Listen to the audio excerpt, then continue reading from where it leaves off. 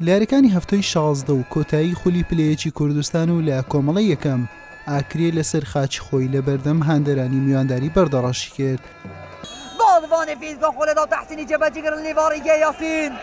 لە سەرەتای یاریەکەوە یارزانانی ئاکرێ بە مەبەستی تۆمارکردنی گۆڵ هەموو هێز و توانای خۆیان بەکارهێنا، بەڵام سەرکەوتو نەبوون لە هەژاندنی تۆڕی گۆڵی میوانەکەیان.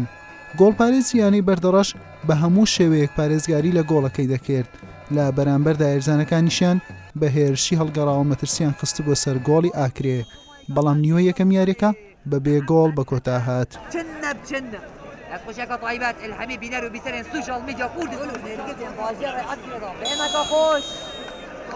لا نیوەی دووەم و دوای چەند گۆڕانکاریەک لە پێکاتەی هەردوویانە یاریەکە بەهێزی زیاتری بەخۆیەوە بینی. ئاکرێ دەرفەتی گۆڵی زۆری بۆ ڕەخسا، بەڵام هێرشەکان لەدەستدران. بەردەڕەشیش لەگەڵ بەرگریکردن هەندێک جار هێرشی خێرای دروست دەکرد. جارێکی دیکە هاوڵەکان بێسوود بوون و یاری چۆن دەستی پێکرد هەروەش کۆتایی پێهات.